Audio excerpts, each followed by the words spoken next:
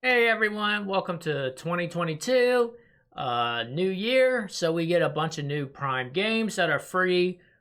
Just general reminder, if you have Amazon Prime, you can sign up for Twitch Prime. And if you link them accounts, you get free games every month, along with other perks with Twitch, like a free sub to give out to someone that you like watch streaming. So be sure to do that, but let's get into these games.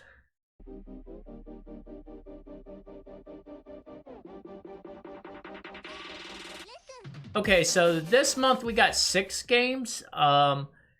These are interesting because I think they did stick to The Sims, so we have a lot more themes again. I kind of like when they do these theme packages, and by Sims I mean simulator. And first up we have 2 Point Hospital. I bought this game like 2 years ago, so I was familiar with it.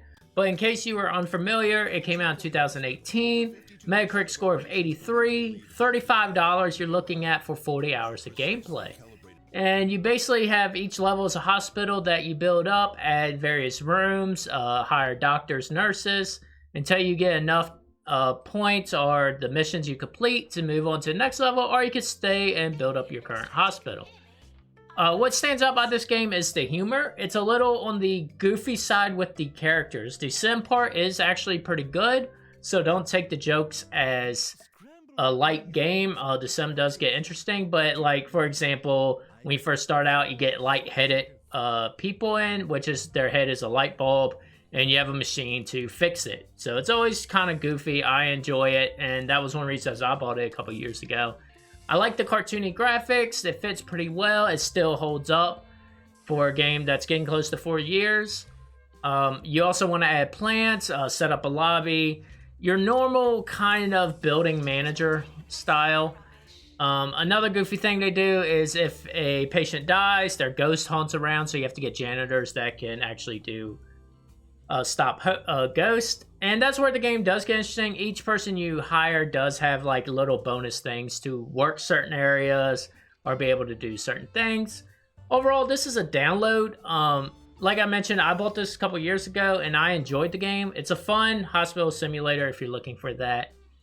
And the negative here is more of the humor side. Some people don't like simulators kind of like that. So if you don't like these graphics, and I mean, these aren't real medical things, you might want to look for a better simulator in this world. Next up, we have In Other Waters, which came out in 2020. Got a Metacritic score of 74. And you're looking at about $15 on Steam normally for a 5-hour game.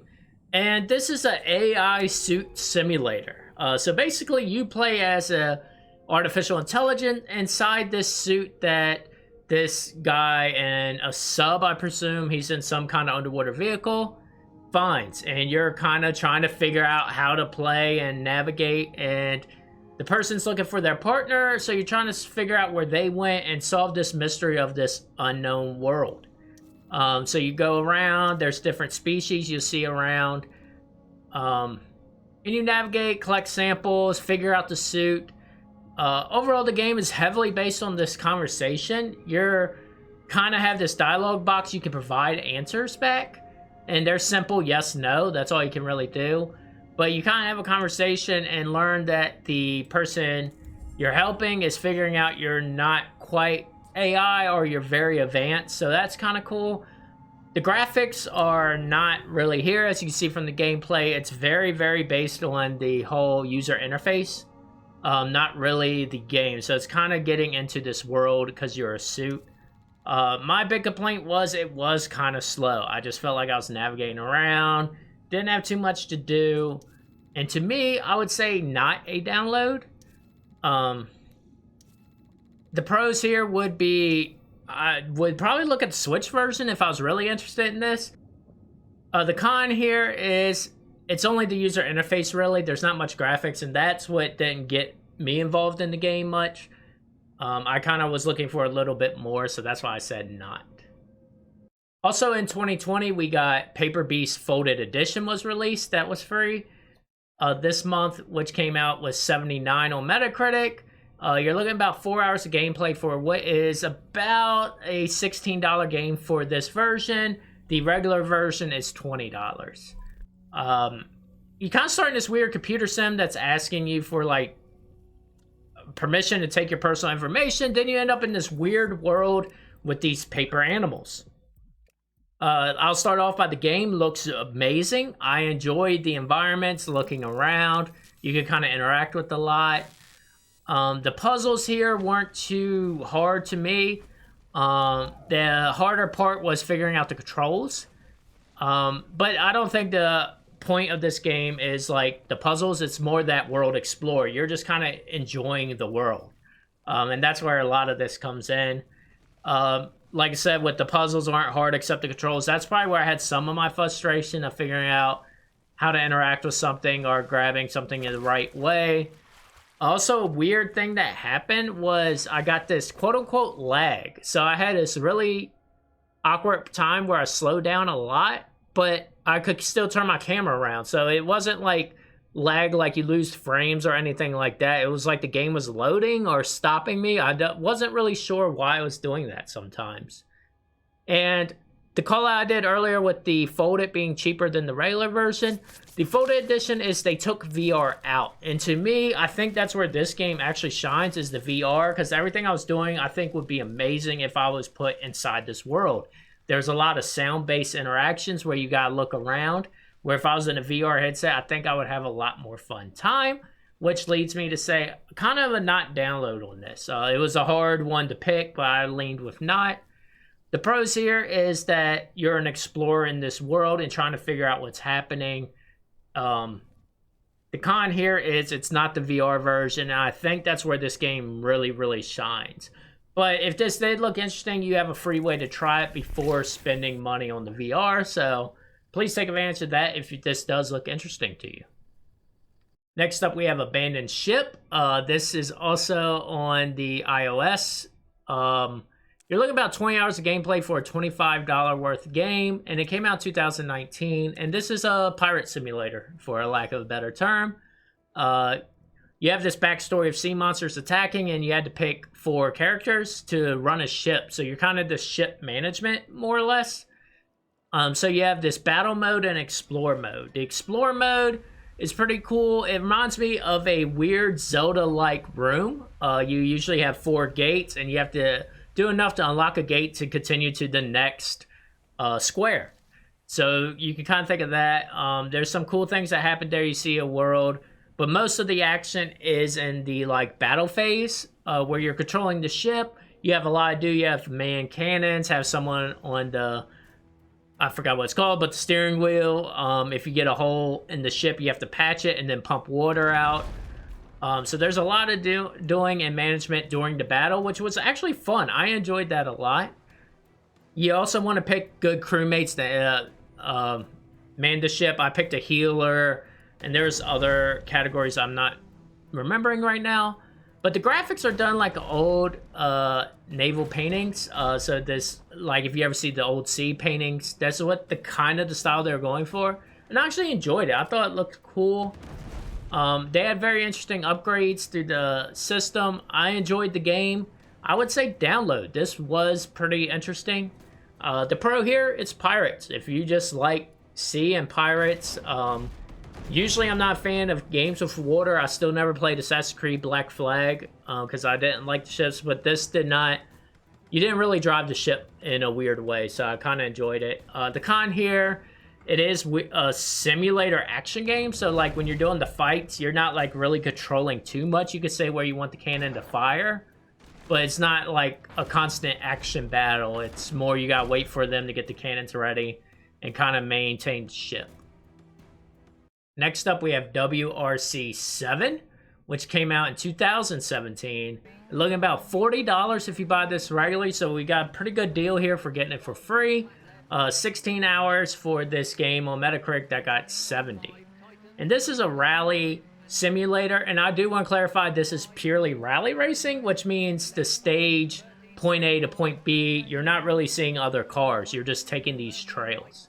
So it's not like your Dirt 5 or something like that where you have multiple races and stuff. Pretty good controls in the game. You can actually play 2 different styles. They got arcade mode and a simulator mode. I'll be honest, I picked arcade for this one. Different environments work very well. There's a snow course, which is you're going to slide a lot, hit a lot of dirt. You got that slide effect, and the road does grip. So I did enjoy switching between that. I like the graphics, but you can tell this is a game from 2017 a little bit. It wasn't enough to stop me from enjoying it. I thought this was a great intro to the rally game. I like Dirt Rally more. That's the rally games I kind of tend to go to. But I would say download this. This was a pretty good racing game overall. And kind of the pros, what I just mentioned earlier. This is a great intro. If you never played a rally game, you can play this. You're going to get frustrated. Even in arcade mode, the car did slide a lot. So they're designed to be very realistic, which can be frustrating. The con here is like that time trial racing. I know some people probably won't like that. And the learning curve. You're going to do a lot of turns at like 30 miles per hour. And no, that's not fun for some people. Next up, we have a game from Quantic Dream. This is actually one of the game studios I like a lot. The whole reason I bought a PS3 back in the day was because Heavy Rain was coming out.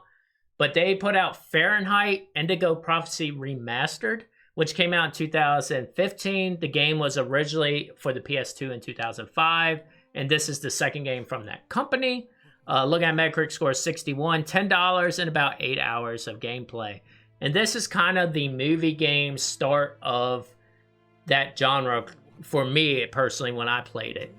So you can tell I played this game. I was a big fan. It's very weird. You start as this guy, Lucas, who I would say gets possessed, for lack of a better term, and kills someone in this diner bathroom.